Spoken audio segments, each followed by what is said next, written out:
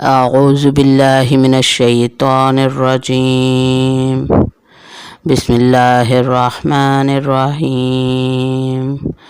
سورۃ البقرہ، رکوع نمبر 29، آیات 229 تا 231۔ اللہ تعالیٰ فرماتے ہیں الطلاق مرتان فامساک بمعروف او تسریح باحسان۔ الطلاق مرتان، طلاق 2 بار ہی ہے۔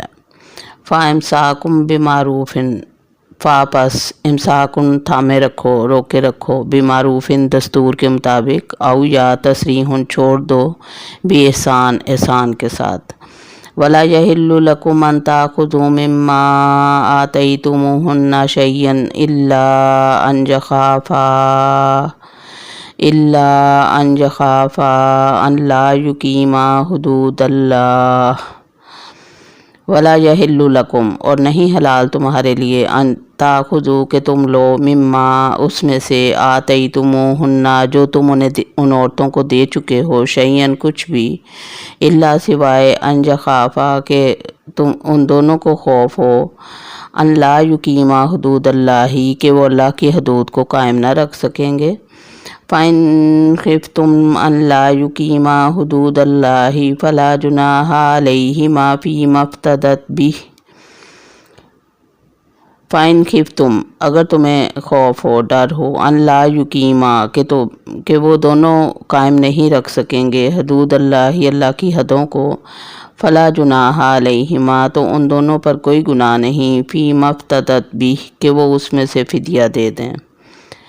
تلک حدود اللہ فلا تعتدوہا، تلک یہ، حدود اللہ اللہ کی حدیں ہیں، فلا تعتدوہا پس ان سے آگے نہ بڑھو۔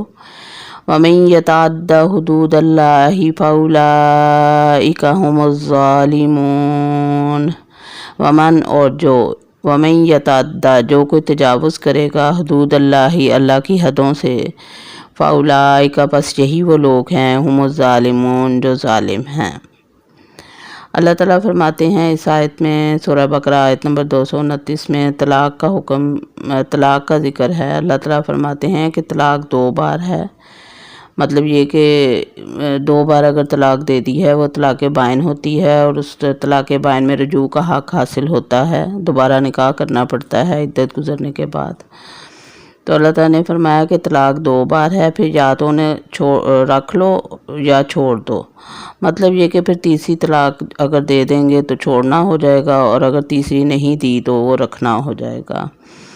ولا یحل لکم ان یاخذوا مما آتیتموہن شیئا الا ان یخافا ان لا یقیما حدود اللہ۔ پھر اللہ تعالیٰ نے فرمایا کہ تمہارے لیے جائز نہیں ہے کہ تم اس میں سے کچھ لو، یعنی عورتوں کو اگر حق مہر دے چکے ہو اور پھر انہیں طلاق دینا چاہتے ہو تو پھر اس حق مہر میں سے کچھ بھی واپس نہیں لے سکتے۔ یہ اللہ کی قائم کردہ حدود ہیں، ان سے تجاوز نہیں کرنا چاہیے اور اللہ سے ڈرنا چاہیے۔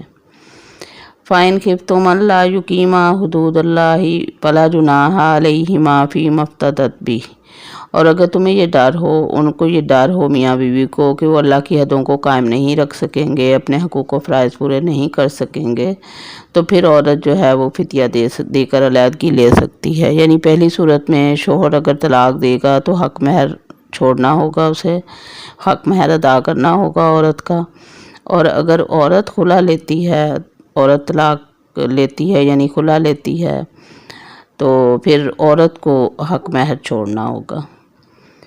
تلک حدود اللہ فلا تعتدوہا، تو اللہ تعالیٰ فرماتے ہیں یہ اللہ کی قائم کردہ حدیں ہیں، ان سے آگے نہ بڑھو۔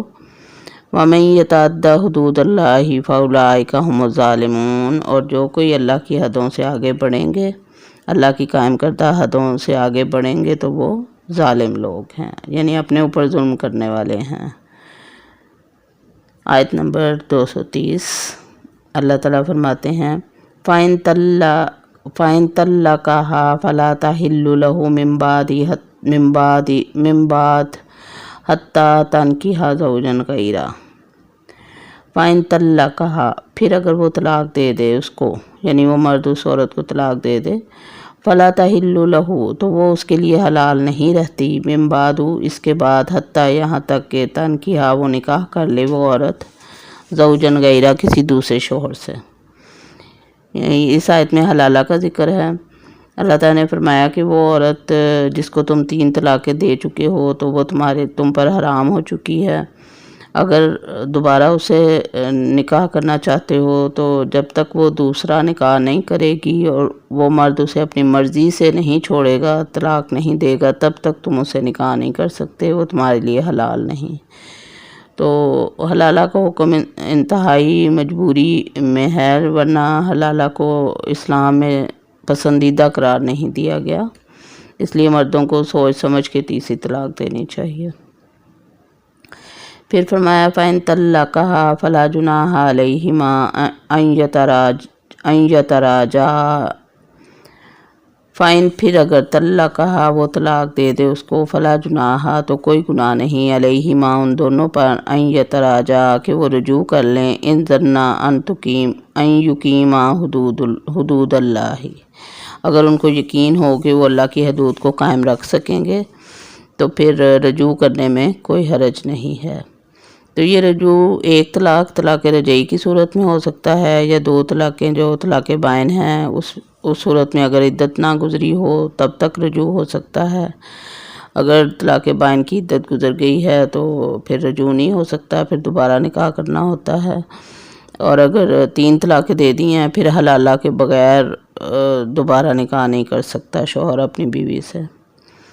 وَتِلْكَ حدود اللہ يُبَيِّنُهَا لِقَوْمٍ يَعْلَمُونَ، یہ اللہ کی قائم کردہ حدیں ہیں جو اللہ تعالیٰ واضح کرتا ہے ایسی قوم کے لیے جو جاننا چاہتی ہے، جو اللہ کی حدوں کو، اللہ کے احکامات کو جاننا چاہتی ہے۔ آیت نمبر 231۔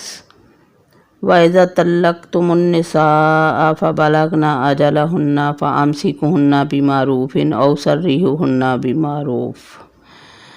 اللہ تعالیٰ فرماتے ہیں کہ وَإِذَا طَلَّقْتُمُ النِّسَاءَ اگر تم عورتوں کو طلاق دے دو، فَبَلَغْنَ أَجَلَهُنَّ پھر وہ اپنی عدت کو پہنچ جائیں، ان کی عدت بھی پوری ہو جائے، فَأَمْسِكُوهُنَّ تو انہیں روکے رکھو، بِمَعْرُوفٍ دستور کے مطابق، أَوْ سَرِّحُوهُنَّ یا انہیں چھوڑ دو، بِمَعْرُوفٍ دستور کے مطابق، وَلَا تُمْسِكُوهُنَّ ضِرَارًا لِتَعْتَدُوا انہیں روکے نہ رکھو تکلیف دینے کے لیے تاکہ تم ان پر زیادتی کرو۔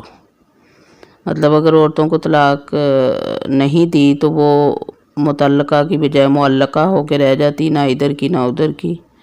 تو اللہ تعالیٰ کا حکم ہے کہ عورتوں کو اگر تم طلاق دینا چاہتے ہو تو انہیں طلاق دے دو صحیح طریقے سے دستور کے مطابق، اور انہیں اس لیے نہ روکے رکھو کہ ان پر انہیں تکلیف میں رکھو، نہ وہ دوسرا نکاح کر سکیں اور نہ تمہارے ساتھ خوش رہ سکیں۔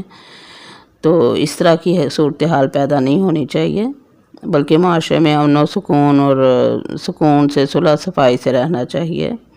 اگر نہیں کوئی پسند یا کسی کا طریقہ نہیں پسند یا لڑائی جھگڑے بہت حد سے بڑھتے جا رہے ہیں، تو اگر نہیں اکٹھے رہنا چاہتے تو طلاق دے دیں، ایسے کیا فائدہ ہے اپنی بھی زندگی خراب کرنی دوسرے کی بھی۔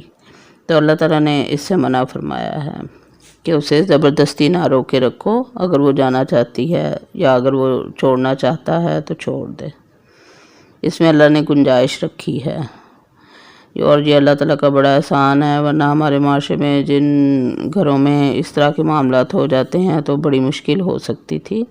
تو اللہ تعالیٰ نے دین اسلام بہت انسان کی آسانی کے لیے ہر حکم نازل فرمایا ہے۔